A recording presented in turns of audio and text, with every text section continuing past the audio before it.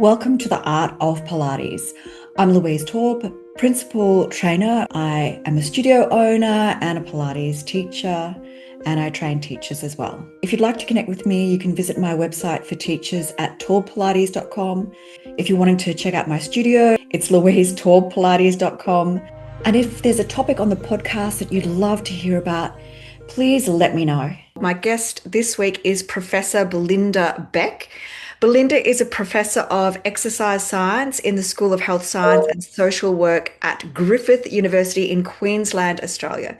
Her research is primarily related to the effects of mechanical loading on bone, which is why I'm so excited that she's here today. I'm delighted to be here. Belinda, I wanted to ask you what made you interested in bone and osteoporosis?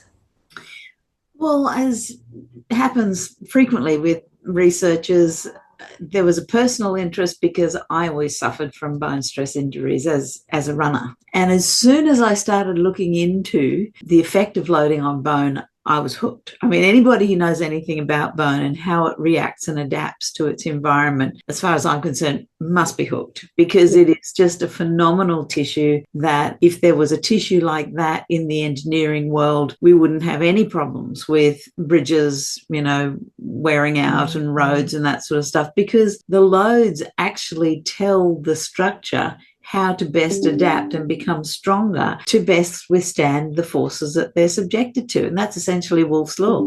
So how cool is that our body does that? And of course, it does that with muscle as well. But the difference with bone is that when it adapts and when it mends itself after a fracture, it replaces itself with perfect new bone, not scar tissue, just new bone. So it's just a phenomenal tissue, and I'm obviously completely hooked. Yeah, and it's so light and it's so strong and it's alive. Like you sort of think of bone as just like a structure, but it's actually constantly replacing itself. So it's so bizarre. So what is osteoporosis? Like what actually is osteoporosis? That is actually, the more we learn about it, that is actually a harder question to answer than it once was. It is diagnosed in two ways or described in two ways. It's basically a condition of increased risk of fracture, and typically what causes that is reduced bone mass. So low bone mass, less bone makes the bone weaker. However, you can have osteoporosis just by virtue of having what we refer to as a minimal trauma fracture, even if you've had a DEXA scan and it's shown that your bone mass is not that low. But typically it is. The two things coincide. And so because we can't see our body and we don't know exactly what our risk of fracture is, the way we diagnose it is to have a DEXA scan, a dual energy X-ray absorptiometry scan. It's just a very low dose X-ray, which gives us a value of bone mineral density, because an X-ray measures the mineral in bone, and it will plot your score compared to people who are the same sex and race as you. And where you fall on that plot will tell you whether you have osteoporosis or maybe osteopenia, which is low bone mass. And that depends on your T-score, which is a standard deviation. That's a very complicated way. Oh my God, just that sounds so full on. In terms of risks, like are there certain types of people who are more at risk of having osteoporosis? Yeah, definitely. It's a genetic condition. So you're born with a genetic blueprint to develop a certain amount of bone and to hang on to it or lose it according to your genetic blueprint. Your parents are going to be a really good, and your grandparents are going to be a good indication of some level of risk, but also age. So as we age, we do tend to lose bone, and also being female, because females gain less bone than men and they lose more rapidly at the time of menopause. So at the end of life, they end up with considerably less bone than men. And also they tend to have a greater risk of falling at the end of life, and falls, they are the absolute nemesis of osteoporosis, because they're what cause most of the hip fractures. Wow. Well, I am at risk of osteoporosis. My mum has osteoporosis. My sister has osteopenia. She's not that much older than me. What should I be doing to prevent osteoporosis? prevention is something that I always say it's really the home of exercise, because it's an ethical way to treat a condition to prevent it, as opposed to giving someone a medicine, which when you don't have a condition, you're taking on all those side effects of something that may not be necessary. Whereas exercise, whether or not you go on to develop osteoporosis, it's always a healthy option and a very safe and effective way to help to prevent osteoporosis. So you have to choose the kind of exercise that you do carefully. We all know that any kind of exercise is better than none, unless it's a very risky kind of exercise that puts you more at risk of fracture. But the kind of exercise has to be something that, as we were talking before about how bone adapts to stimulus, bone won't adapt to a stimulus that is the same that it sees and recognizes and has already adapted to. So most of us who are ambulatory, meaning we walk normally, are not going to put on more bone if we do more walking, because the bone is already adapted to that. So walking is not a good stimulus. Cycling also not a good stimulus, because it's not weight bearing. Same with swimming. It's not a weight bearing exercise. It's not effective. So I've told you everything that's not going to work. What does work is weight bearing. So on your feet. Yeah. Heavy lifting and impact. So this is what the Onuro program is all about. Yeah, the Onuro program. Can you tell me more about the Onuro program? Yeah, for sure. Years ago, I think I reached a point in my research career where I just was so frustrated with the inability of exercise to really increase bone mass. There was plenty of evidence to show that there were, just going to the gym was helpful, and that it made you stronger, less likely to fall, and also could help prevent bone loss. But if you already have osteoporosis or osteopenia, you don't want to just prevent loss. You want to grow some bone. So we knew from the animal studies that heavier loading, overloading the bone, doing more than the animal had been exposed to, that would cause the bone to grow more and get stronger. The problem is, when we told doctors that they needed to be prescribing that sort of exercise, they go, wait, you're going to hurt my patient. We shouldn't do that, because this is obviously something that is going to put people at risk. And that was when I thought,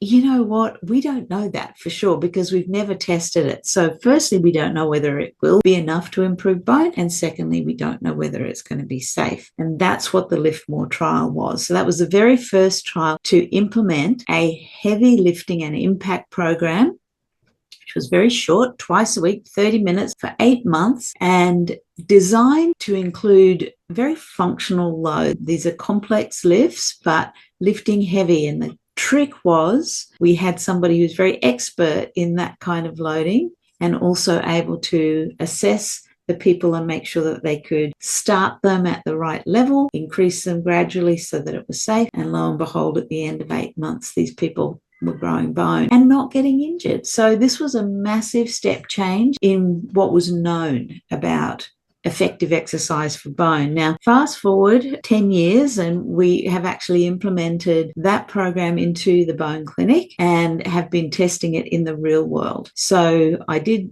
pole vault over the top of the LIFTMOR for Men trial, which we also did in the MedXOP trial, all confirming that this sort of exercise was effective and safe if properly supervised. So opening the bone clinic was my way of testing to see whether the program would work in the real world, not in these very highly controlled trial circumstances. And so anybody can come to the clinic, anybody can do Onuro, and we look after them irrespective of what level they're at. And it's a research clinic. So we test every single person who comes, very comprehensive sort of testing, just like in the LIFTMOR study. And then we follow them up every year. So now I've got this beautiful data set showing that the Onuro program is just as effective as it was when it was in the LIFTMOR study, and people can come and do it. Now, because we're only one clinic in Brisbane, that obviously is not really going to change the world.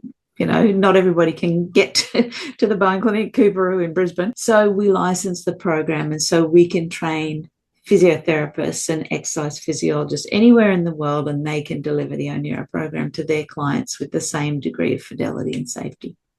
That is fantastic.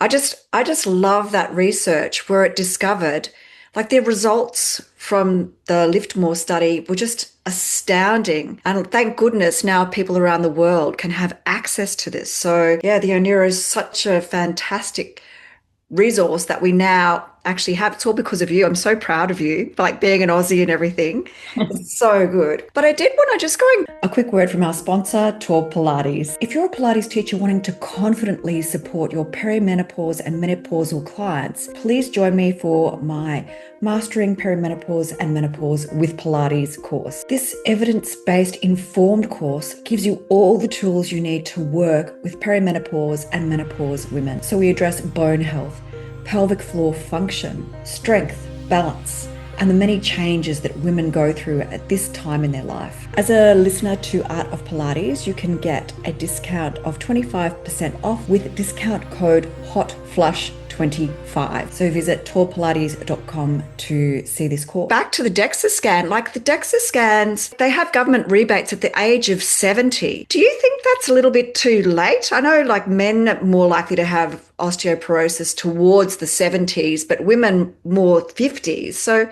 what are your thoughts on that? Well, as a taxpayer, no, it's probably reasonable, but as a human and a woman, I think actually we should be having at least a baseline DEXA scan age 50, or if you're starting to get menopausal symptoms, you definitely need one then, because it's very helpful to you to know what your bones are like when you go into menopause, because we know we're about to lose a whole bunch of bone. When you withdraw estrogen, your bones are less protected, so it's good to know where you started from, so when you come through menopause you can say, okay, I either didn't lose very much, which is great, or I lost a whole heck of bone, and that means I've got to be probably slightly more aggressive with my treatment of it. And just so that you can be aware of how much you need to pay attention, because when you asked me what can we do, I of course went straight to exercise because I'm an exercise physiologist, but there are also things you can do with your diet. And it's not that you're going to be able to heal osteoporosis with diet. You can't. We know that. And not taking more calcium, taking more vitamin D, hyperdosing, that doesn't work. But what is really important is to make sure you're getting enough, and getting enough from the right sources. So because if you're trying to build bone, you need the building blocks. So taking account of your diet in good time, if your bones are low, well, okay, let's look at everything I'm doing. And diet is definitely part of that. Diet. Are we ever too old or too fragile to start building bone? I love that question, because the answer is an absolute no. You are never, ever too old. The only thing that might prevent you from being able to do Oniro is if you're not able to stand on your own 2 feet and balance there and move around. So, and also if there's significant cognition decline. So people with advanced dementia, they won't be able to do it, not physically, it's that they can't follow instructions, so you can't keep them safe. They won't be able to technically do it. Anybody else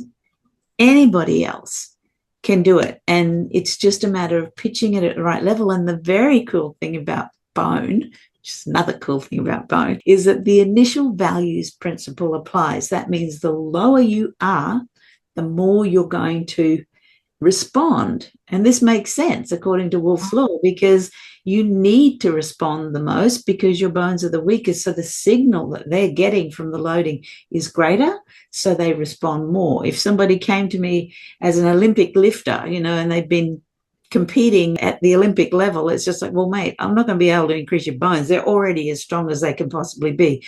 It's the people who are the lowest that we help the most, and everybody in between. Wow. Because I'm just thinking of those people who have a T-score of -4. Like, can that actually be improved? Like, 100%. oh my God. And you were talking about calcium and vitamin D before. What about vitamin K? Like some of my clients are saying to me, "Oh yeah, you've got to get the vitamin K." And I'm like, "I don't even know about vitamin K." Well, in winter in Melbourne, I take vitamin D supplements because we have no sun for about 6 months. It's just dark. I drink a lot of milk, so I feel like I'm getting my calcium. But is vitamin K something that we should be thinking about as well in terms of, does it help? Well, full disclosure, I'm not a nutritionist, but I do read a lot about this and I listen to people who know what they're talking about. And actually in Melbourne, you have one of the leading experts on nutrition for bone, and that's Sandra Uliano. And I have listened to many of her talks, and, I talk to her at conferences and stuff. And I believe her approach to nutrition for bone, for a start, food first, always. So if you can get your nutrition from food, that is the way we evolved. It's the best way for it to be absorbed, and it's almost certainly likely to be the best for you. There are some things that you just can't get through your food, that is. For example, vitamin D, unless you're eating tons of red meat and eggs and butter, you probably do need to take a supplement if you haven't got much sun around. It's a cheap and safe supplement, vitamin D, as long as you're not taking too much. With vitamin K, and then there's a bunch of other things that people talk about with respect to bone, magnesium and zinc and so on, there is no good, strong evidence that taking more than you would get through a regular balanced diet is actually going to improve your bone. That doesn't mean that if you're deficient and you can't get it through your diet, you shouldn't take a supplement. It's probably quite safe, but there is no scientific evidence showing that. Where that information is coming from is almost certainly the supplement companies who are conducting a lot of the research, and they're trying to sell you their product. So there has been some research that shows a relationship between vitamin D and high bone mass, but if you drill down into that research, you'll see that there's flaws in it. It's an association, it's not causal, or there may have been another nutrient that was increased at the same time as the vitamin K, so you can't tell whether it was the vitamin K. In fact, I think one of the studies added protein as well as vitamin K. So who knew whether it was the protein or the vitamin K having effect? So for now, my source, Sandra, tells me food first, and try and eat a balanced diet. This is particularly lots of vegetables and a variety, green leafy vegetables, as well as your protein and your calcium sources. What are your thoughts on medications? Like, I know there's many different medications out there. I think my mum's taking Prolia, like a 6-monthly injection. Do you have a recommendation for medications? Like, are you pro? Like, what are your thoughts on those types of things? So this is a tough one, because I have my own personal thoughts on it, just because everybody has their own meter of tolerance for whether they do or don't like medication in general. And my meter is going to be different from somebody else's. But if I try to look as objectively as possible, our data shows that and obviously people who have done research on the drugs have shown that most of the drugs can in fact increase your BMD, and they can reduce your risk of fracture, but the amount they reduce your risk of fracture is somewhat modest. Some people don't respond at all, and some people are affected by nasty side effects, and those side effects are different for each of the drugs. So probably the best way to answer it is, if you're thinking about meds, to talk to your doctor and ask them very specific questions about efficacy and safety for each of the drugs. The one that is probably the hottest topic at the moment is Prolia. Prolia burst onto the osteoporosis scene quite a few years ago because it is very effective at increasing bone mass. And it's very convenient because you can just have a shot every 6 months in the doctor's office. It's just a really effective way of taking a medication. You have to take a drug every day that might upset your stomach and so on. And this was fine for a while until we discovered that if you stop Prolia suddenly and don't replace it with something else, you'll have this massive rebound effect where your bone mass drops suddenly. And in some cases,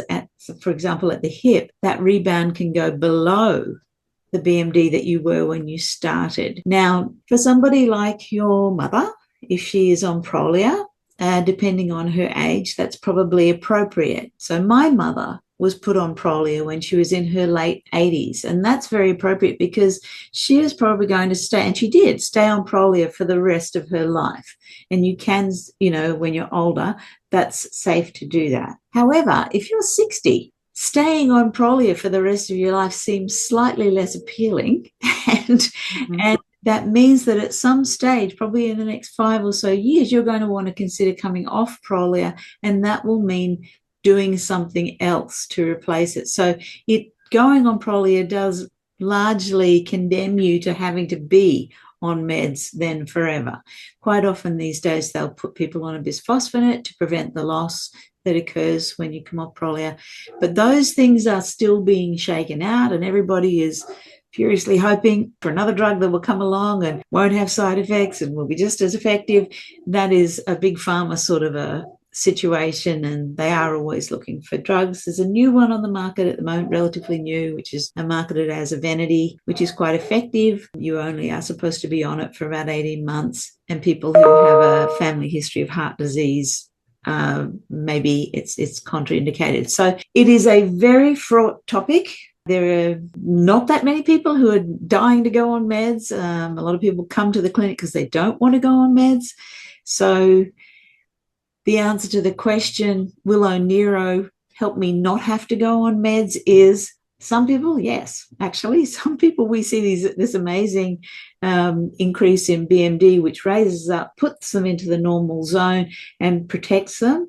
Some people who are very, very low, it might take too long to get you into that safe zone, so you actually might need both.